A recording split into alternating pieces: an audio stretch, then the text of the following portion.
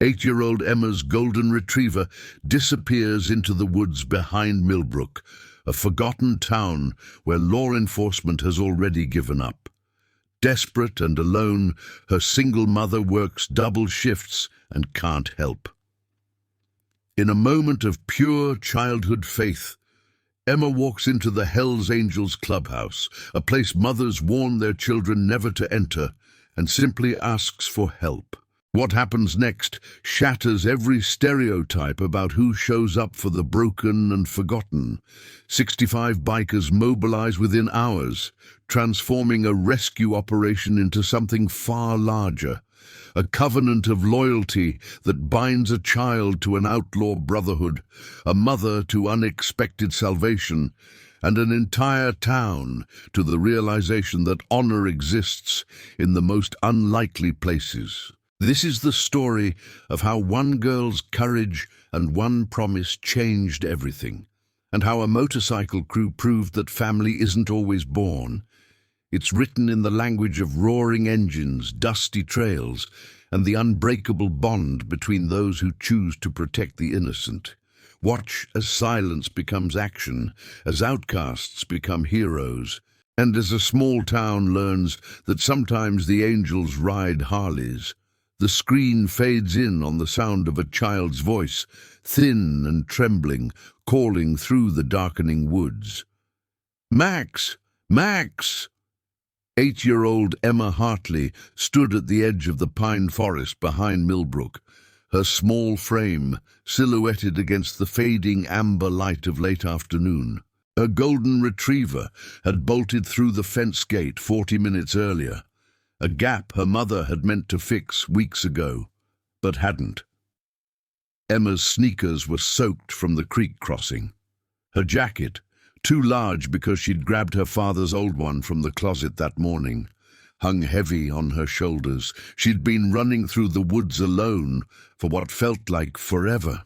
Max wasn't usually like this.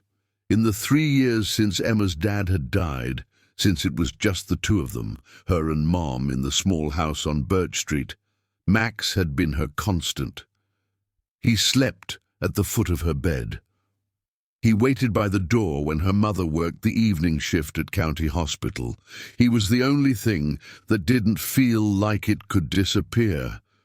Until today. The girl's voice cracked as she called again. "Max!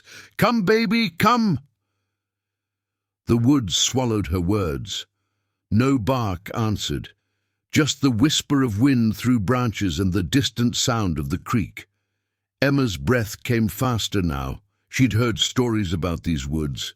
Kids from school talked about wild things, about getting lost forever. She'd always thought they were lying. But standing here alone, with the light dying and Max nowhere, the stories suddenly felt true.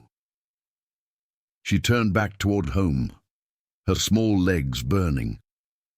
The path looked different in this light. Darker. Longer. When she finally emerged from the tree line, her mother's car wasn't in the driveway. Of course it wasn't.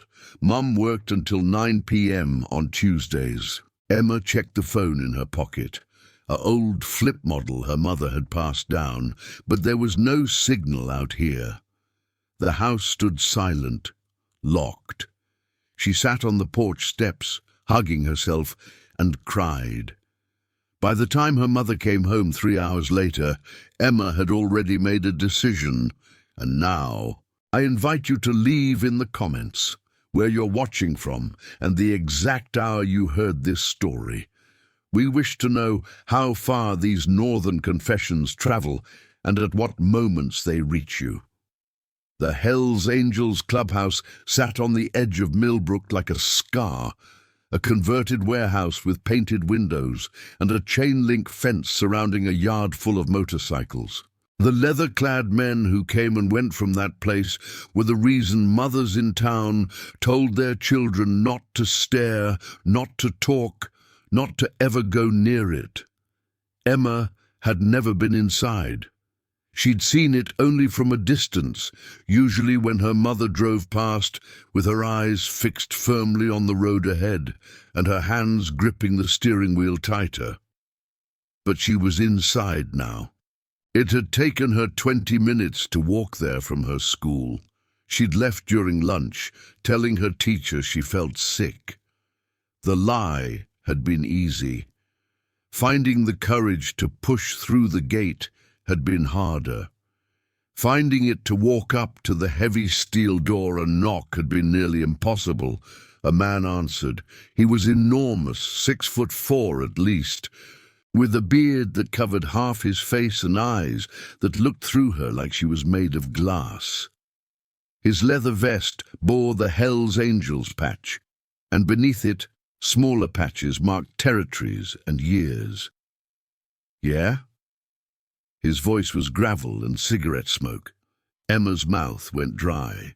She'd prepared words, but they scattered now like birds. "My dog is lost," she heard herself say. "His name is Max. He's gold-colored and he's really nice, and he's been gone since yesterday, and the police said they can't help, and my mom is at work and—" She stopped, breathing hard, suddenly aware of how small she was, how the man was staring down at her, how the smell of motor oil and leather and something sharp surrounded her. The man didn't move. His face didn't change. "I know you're probably bad people," Emma continued, her voice smaller now. "Everyone says you are, but Max isn't bad, and he's all we have left. So I thought maybe you could help." The enormous man's face shifted. Not into a smile exactly. Something more complicated than that. He stepped back into the clubhouse. "Diesel," he called. "Phantom, get in here." 2 more men appeared. Both had the same Hell's Angels patches. Both looked like they could tear through walls with their bare hands. "This girl's dog is lost," the first man said simply. "Her name's—" "What's your name, kid?" "Emma." "Emma's dog is named Max, golden retriever. Been missing since yesterday." He paused. "She walked into our clubhouse to ask us for help." The 3 men exchanged a look. It was brief, just a moment of understanding that passed between them like current through wire. "We'll find him," Phantom said. His voice was softer than Emma expected. "What does Max look like?" Emma described him in detail, the white streak on his chest, the way his left ear flopped differently than his right, the collar he wore with the little bells that jingled when he moved. "We'll find him," Diesel repeated. Then he looked at his brothers and nodded. "All of us. We'll find him." Within an hour, 65 Hell's Angels motorcyclists had assembled in that yard. The sound of engines roaring to life was like thunder rolling across the town. Emma stood in the center of that ocean of leather and steel, and for the first time since Max disappeared, she felt the weight lift from her chest. These weren't the bad people the stories said they were. They were something else entirely. Location: Millbrook Pine Forest. Time: 4:47 p.m. The bikers moved through the woods in coordinated waves, their boots crushing fallen branches in synchronized rhythm. They'd organized into 3 teams: searchers in the forest, riders covering the roads leading out of town, and a base team working phones and local networks. Emma rode with Diesel in his sidecar, a sight that might have seemed absurd on any other day, but now felt like the most natural thing in the world. Her small hand gripped the leather of his jacket. She'd never felt more safe. "Tell me everything about that day," Diesel said, as they rolled deeper into the forest. His voice was steady, focused. This was a man who knew how to conduct an operation. "Where was Max when you last saw him?" Emma walked him through it. The exact time. the open gate. The way Max had simply bolted without looking back, as if he'd heard something only he could understand. Diesel nodded, processing. He radioed the other teams, relaying information with precision. This wasn't a casual rescue. This was a manhunt restructured for a dog. The same intensity, the same commitment, the same refusal to leave anyone behind. They passed the creek, where Emma had waded through searching alone. She pointed it out, and Diesel slowed the bike. "Max loves water," she said quietly. "Dad used to take him to the lake before he died." Diesel didn't offer empty condolences. Instead, he keyed his radio. "All units, check water sources. Dog has positive association with water. Likelihood of heading toward creek or pond increased." Within minutes, 3 teams had changed direction.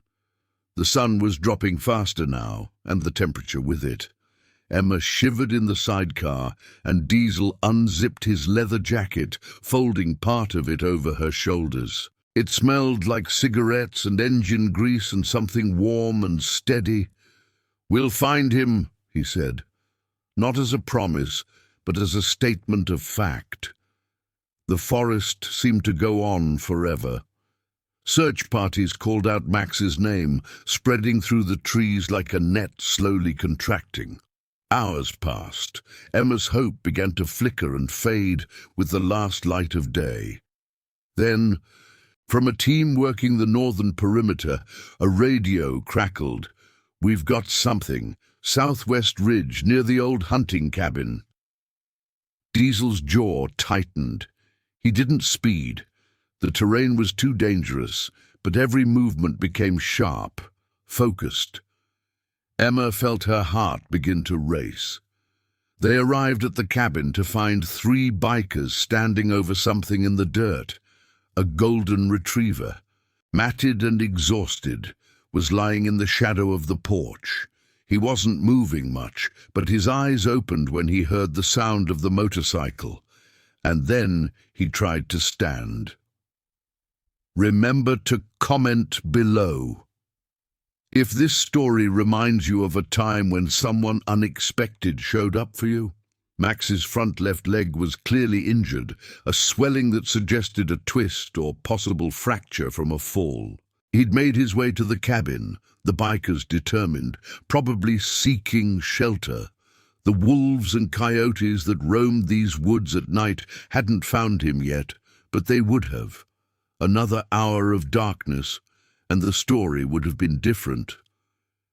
"Easy, buddy," Diesel said, kneeling beside the dog. His massive hand was gentle, almost tender, as he ran it along Max's ribs. "We've got you." Emma jumped from the sidecar and knelt beside them, her small hands shaking as she reached for Max's head. The dog's tail managed a weak thump, a pulse of recognition, of relief, of the knowledge that his girl had come for him. "Is he going to be okay?" Emma's voice was so small it barely carried. "He's going to be okay," one of the bikers, a man called Phantom, said with certainty. "Legs injured, but he's breathing steady. Could have been a lot worse out here." Diesel carefully lifted Max, cradling the dog's weight like it was made of something precious. The dog whimpered once, then relaxed against him, too exhausted to protest.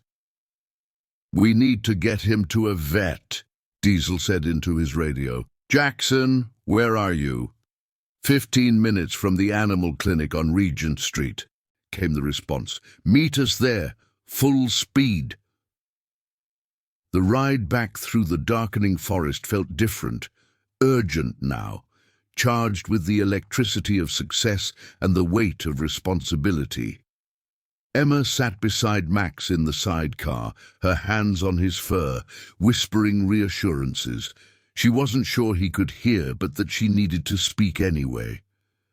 "You're okay," she whispered. "You're okay. Mom's gonna be so happy. I found you. We found you." When they roared into the parking lot of Regent Street Animal Clinic, the doctor was already waiting. Word had spread through town like wildfire. 65 Hell's Angels searching the woods for a little girl's lost dog. By the time they pulled up, half the town seemed to know. "What happened?" Dr. Patterson asked, meeting them at the door. Diesel explained while carrying Max inside, his leather-jacketed frame moving with surprising gentleness through the clinical space. Emma followed, her hand never leaving Max's fur. "X-rays first," the doctor said, already moving toward the back. "Then we'll know how bad it is." The waiting room felt impossibly small when filled with bikers. They lined the walls, their massive frames and leather vests and heavy boots making the space feel like a cathedral reimagined for warriors. But their presence was oddly comforting, a shield of certainty around Emma's fraying nerves. Diesel sat beside her, his leather-clad arm across her shoulders. "Your mom know you left school?" Emma shook her head. "I'll be in trouble." "Probably," Diesel agreed. "But you did the right thing. You asked for help when you needed it. That takes courage." The X-rays showed a clean fracture in Max's front leg, painful but treatable. 6 weeks of rest and careful movement, and he'd be fine. When Dr. Patterson came out and delivered the news, Emma felt something inside her crack open, not break, but shift. Relief so profound it became something else entirely. "He's going to be okay," she repeated, the words almost a question. "He's going to be fine," Dr. Patterson confirmed. "We'll set the leg, and he needs to stay here overnight for observation, but yes, he's going to be just fine." Emma looked up at Diesel, then around at the 65 men who had torn through a forest to find one dog. "Thank you," she whispered. The words felt impossibly small for what they meant. Emma's mother arrived at the clinic 40 minutes after the vet called her at the hospital.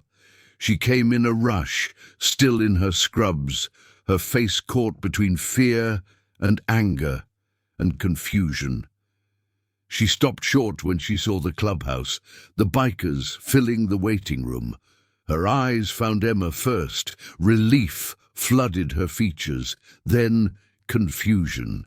Then something more complicated bloomed across her face as she registered where her daughter was and who she was with.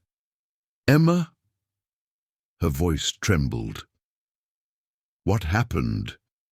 "The school called me and said you'd left, and then Dr. Patterson called about Max, but I don't—" She looked around the room at the leather vests, the patches, the hard faces, watching her with expressions of careful neutrality. "What is this?"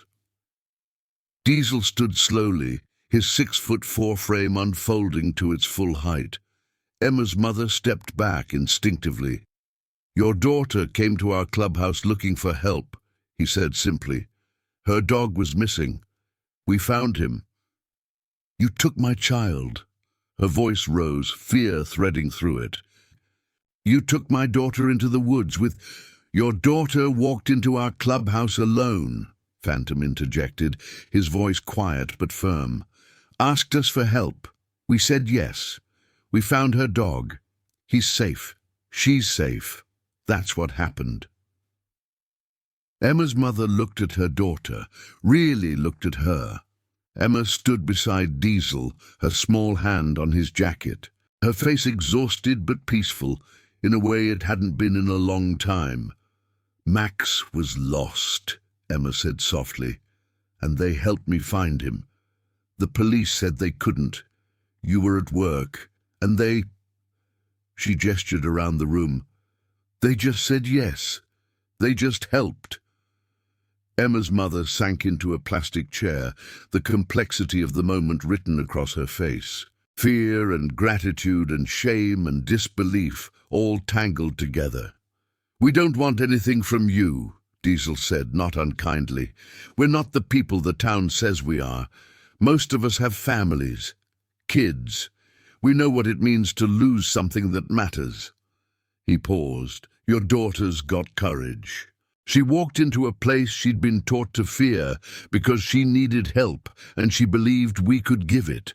That's not something you see every day."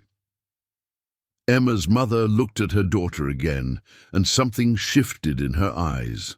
A recognition, perhaps, that the world was more complicated than the stories she'd been told. "Thank you," she said quietly. The words seemed to cost her something.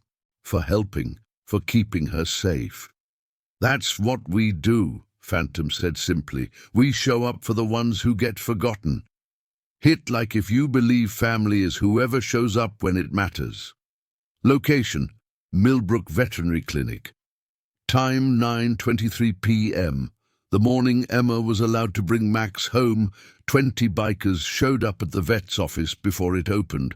They arrived with bandages, pain medication, and explicit instructions from Diesel on how to care for a dog with a broken leg. "He's going to need a space where he can rest," Diesel told Emma's mother. "Quiet. No jumping. Ice on the leg 3 times a day for the first week. We'll help you set that up."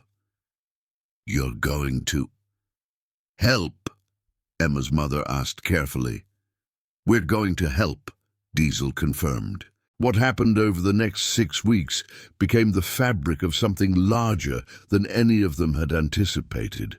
Phantom came by on Mondays to help with physical therapy, moving Max's leg gently through its range of motion, making sure the healing was progressing correctly. He'd sit on the floor with the dog's injured leg in his hands, speaking to Max in a low, steady voice, while Emma watched, learning how to do it herself. Jackson showed up on Thursdays with groceries, refusing payment, but accepting the coffee Emma's mother made him.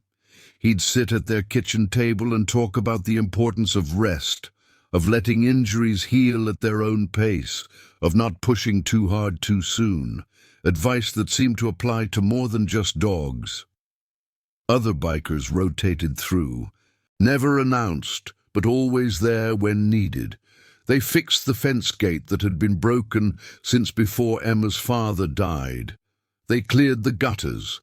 One man named Stone, who had arms covered in tattoos and a face that looked like it had seen every hard thing the world offered, taught Emma how to read the signs that Max was in pain so she could adjust his medication timing.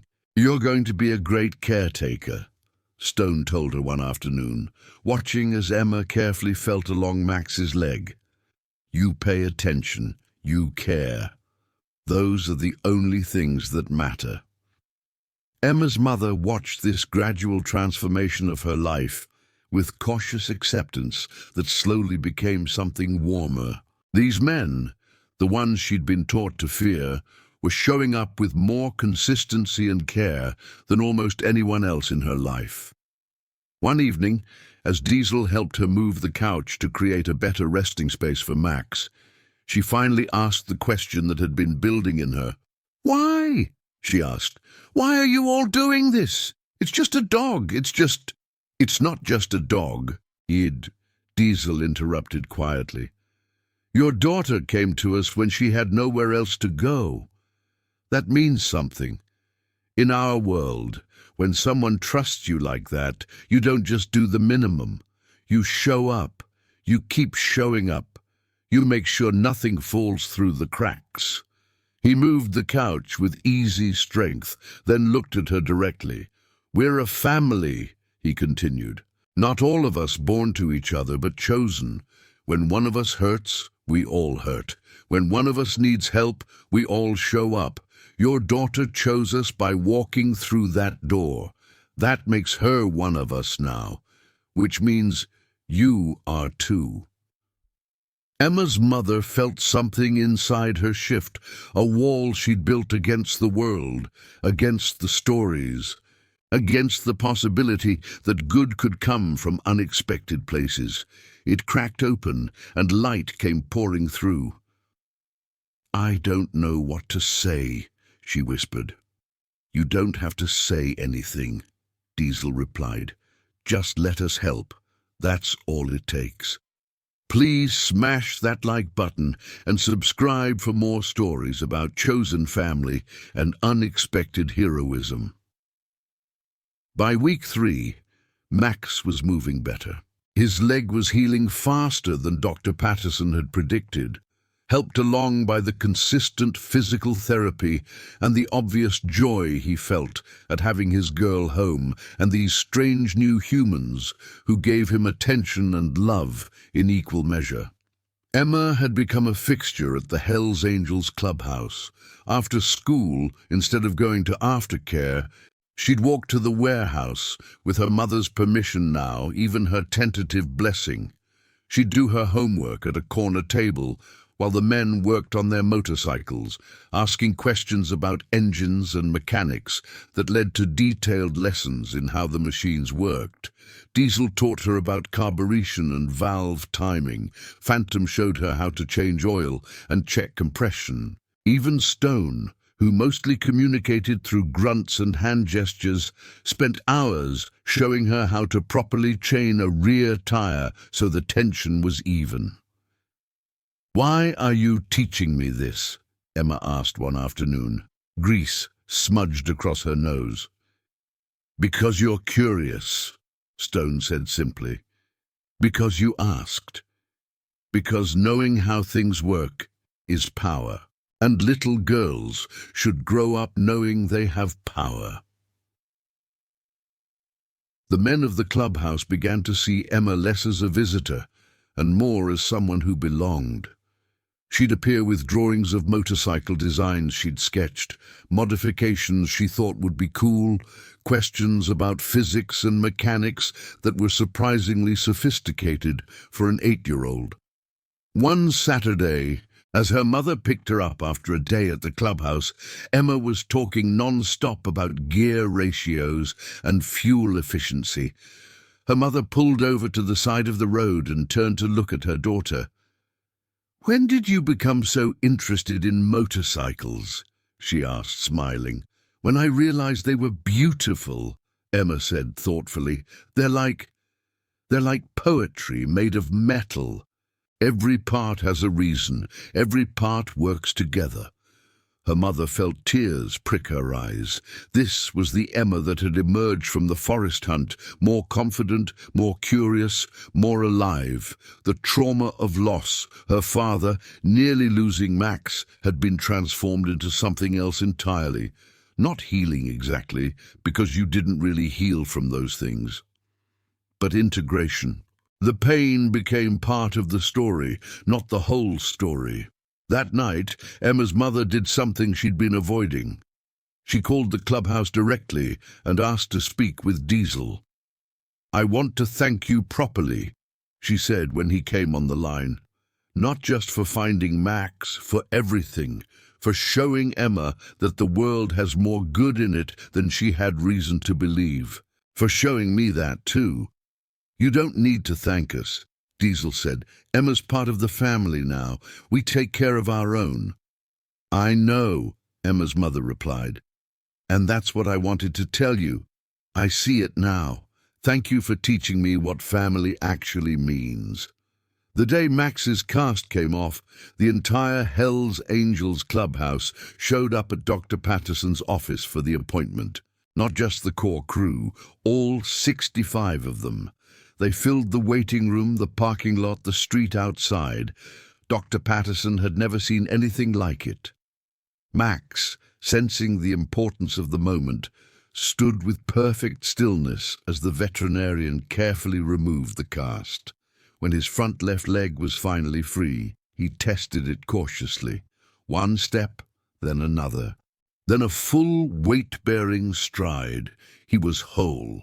The moment the vet declared him fully healed, Max launched into a play-bow that sent the entire clubhouse into laughter. He circled the room, his tail a blur, his joy infectious and absolute. Emma was crying, not from sadness, but from the overwhelming relief of seeing her companion restored. Diesel picked her up and set her on his shoulders. And Max jumped up to lick her face, and for a moment the hard men of the Hells Angels were just men watching a child and a dog reunite in perfect joy. Outside, as the bikers mounted their machines and prepared to ride, Diesel pulled Emma aside. "I want to make you a promise," he said, kneeling so his eyes were level with hers. "You came to us when you needed help, and we showed up. That's not something that ends. As long as you or your mother need us, we're here. That's a covenant, a promise that doesn't break." Emma, understanding the weight of what he was saying, placed her small hand over her heart. "I promise too," she said seriously. "I promise to be brave and to ask for help when I need it, and to remember that you showed up." Diesel stood and extended his hand. Emma shook it, a formal gesture that somehow felt right in its formality. "Welcome to the family, Emma," he said. "For real this time." 6 months later, Emma stood in the wings of her school auditorium, her hands trembling as she gripped the note cards her mother had helped her prepare. The auditorium was filling with bodies: third graders, fourth graders, teachers, parents. The community helpers presentation was a big deal at Millbrook Elementary, the kind of event that got written up in the local paper and discussed at PTA meetings. Emma's presentation was going to cause a stir. She knew it. Her mother knew it. The principal had made that abundantly clear during their pre-approval meeting. Her lips pressed thin as she reviewed the slideshow Emma had assembled with Diesel's help. "This is unconventional," Principal Hendricks had said carefully, clicking through images of the Hells Angels clubhouse, of bikers in full leather, of Emma surrounded by men with tattoos and scarred knuckles. "Are you certain this is the message you want to send?" "It's the truth," Emma had replied with the kind of certainty only an 8-year-old can muster. "And truth matters." Her mother had placed a hand on Emma's shoulder, a gesture of support that was also a shield. "My daughter is right. This is her story to tell." Now, standing in the wings, Emma watched as Mrs. Chen, the presentation coordinator, called the next presenter. Emma Hartley, talking about the Hells Angels as community helpers. There was a beat of silence from the audience, a collective pause as that sank in. Emma walked onto the stage, her small frame dwarfed by the podium that had been adjusted as low as it would go. The auditorium lights were warm on her face. She could see her mother in the third row, giving her an encouraging nod. In the back, partially hidden by the open auditorium doors, stood Diesel, Phantom, Stone, Jackson, and 3 other bikers who'd insisted on being present. Emma looked down at her note cards, took a breath, and began.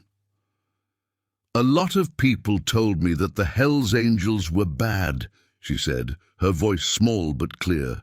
"They said I should be afraid of them. They said people like that weren't the kind you could trust. That if I ever saw them, I should cross the street or tell a grown-up." She clicked to the first slide.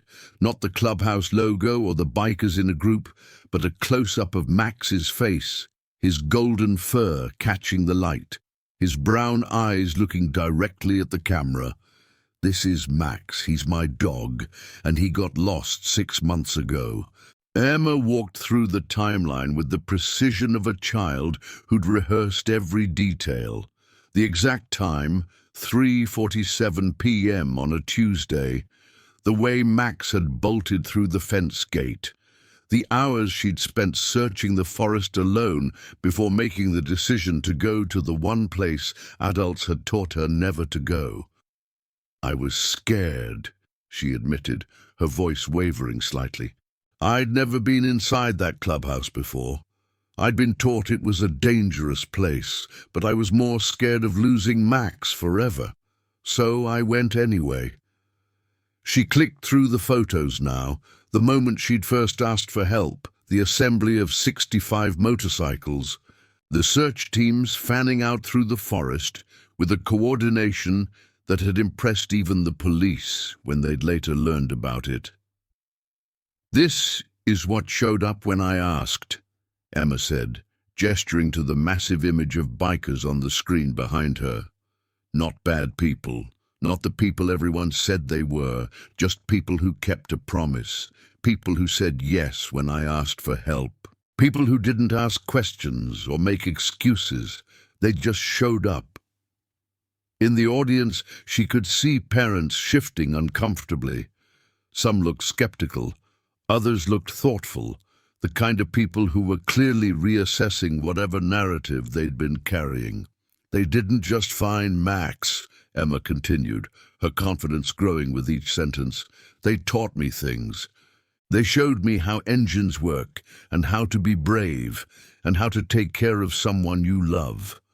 One of them, his name is Stone, he sat with me and taught me how to recognize when Max was in pain, so I could give him the right medicine at the right time."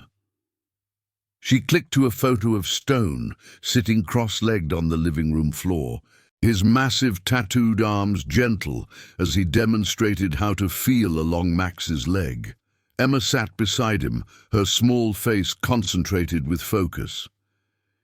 "He told me that I was going to be a great caretaker because I paid attention and I cared. That those were the only things that mattered." Emma's voice cracked slightly. "Nobody had ever told me that I was good at something important before." Her mother's face in the audience was streaked with tears. "I learned something really important," Emma said, looking out at the sea of faces. "The world tells you stories about who to trust and who to fear. Movies and TV shows and even grown-ups tell you that people who look a certain way or dress a certain way are dangerous. But sometimes the people you're supposed to fear show up and teach you that the stories are wrong. Sometimes the angels ride Harleys. Sometimes the people you trust the least turn out to be exactly the family you need." She paused, letting that sink in. "Max is healthy now," she continued. "His leg healed completely. But more than that, my mom and I got a family, a real family. The kind that shows up at 2 a.m. if you need them. The kind that teaches you how to be strong. The kind that loves you, not because they have to, but because they choose to." Emma clicked to the final slide, a group photo taken just that morning. Diesel, Phantom, Stone, Jackson, and a dozen other bikers stood with Emma and her mother, with Max in the center. Everyone was smiling. Even the bikers, whose faces could look so hard and unreading in other contexts, were genuinely smiling. "Thank you to the Hells Angels for being community helpers," Emma concluded, "for showing up for people who need help, for teaching me that good people come from everywhere and that the best family isn't always the one you're born into, it's the one that chooses you." She stepped back from the podium. The auditorium was completely silent. Then Emma's mother stood up and she started clapping. It was slow at first, but it built, spreading through the auditorium like a wave. Parents stood, teachers stood, even the skeptical ones, perhaps moved by the simplicity and honesty of a child's perspective, offered their applause.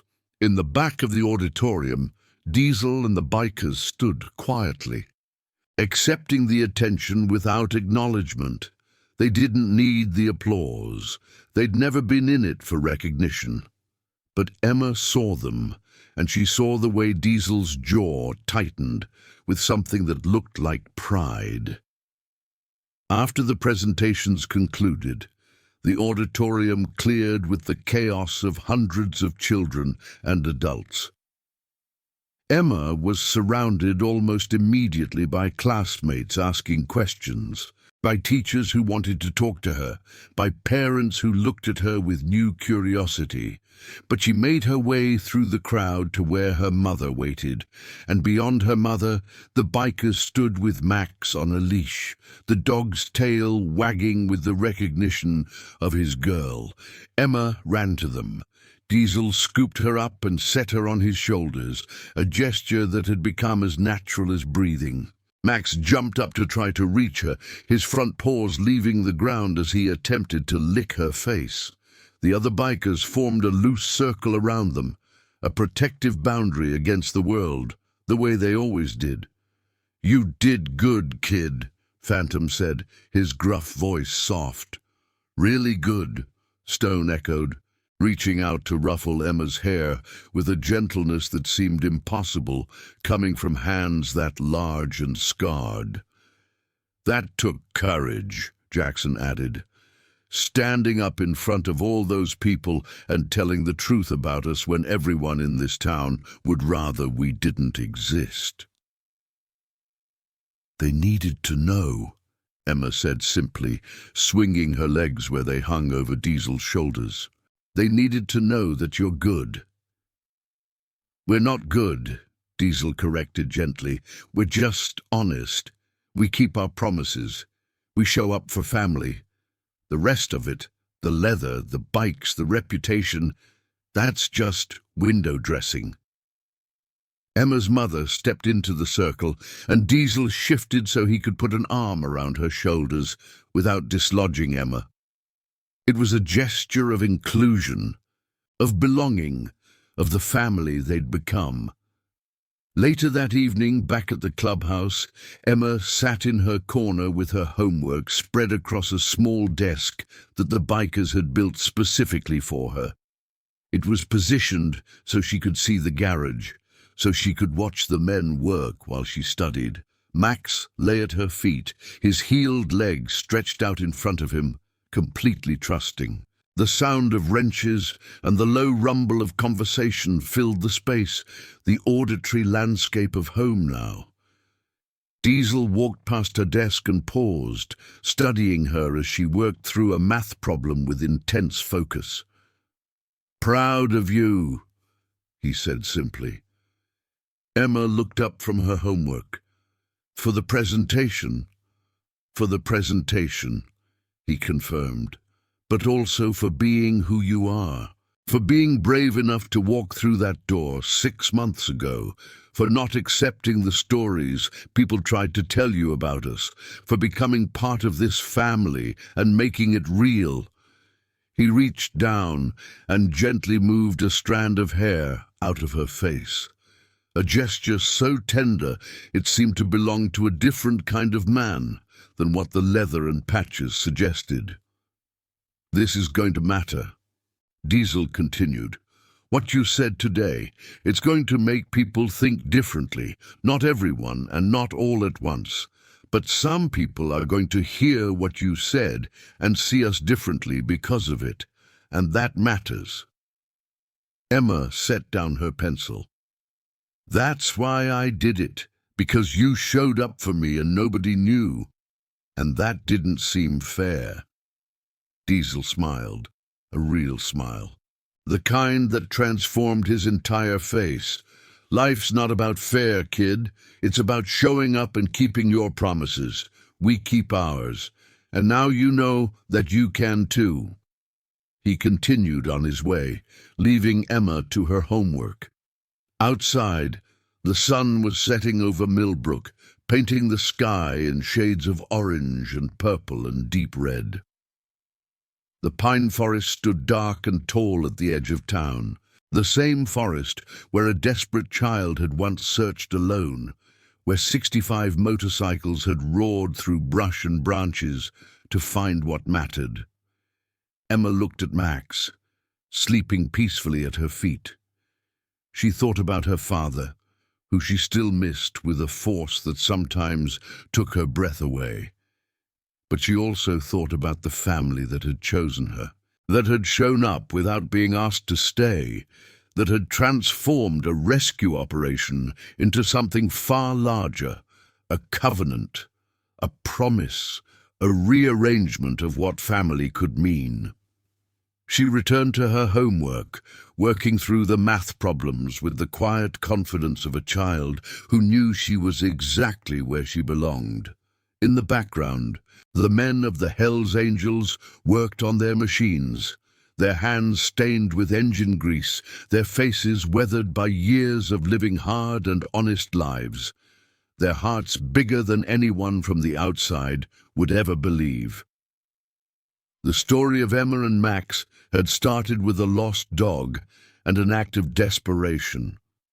But it had become something else entirely, a story about the family we choose, about the promises that bind us, about the courage it takes to see past stories and into truth.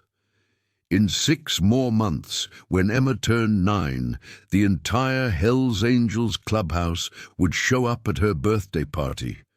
When she got to high school, the bikers would check in on her grades and help with her college applications. When she was old enough to understand the weight of what they'd given her, not just the rescue, but the belonging, she would decide to study veterinary medicine, inspired by Dr. Patterson and by Stone's patient lessons in care. But for now, she was simply a girl doing her homework, surrounded by chosen family, loved in a way that transcended blood and biology and all the stories the world tried to tell about who deserved love and who didn't. The cicadas sang outside. The motorcycles gleamed in the garage light. Max's breathing was steady and peaceful. Emma's pencil moved across her notebook, calculating problems and finding solutions. And in the way that moments sometimes do, this ordinary evening became extraordinary, became the kind of moment that, when looked back upon from the future, would be recognized as the exact place where a life found its true north. The angels rode Harleys, and they'd come when a girl called. That was everything. Thank you for watching this extended conclusion. Subscribe to our channel and hit the notification bell for more stories about loyalty, redemption, and the families we choose. Share this with someone who believes that good people come from everywhere, and that sometimes the best angels ride motorcycles.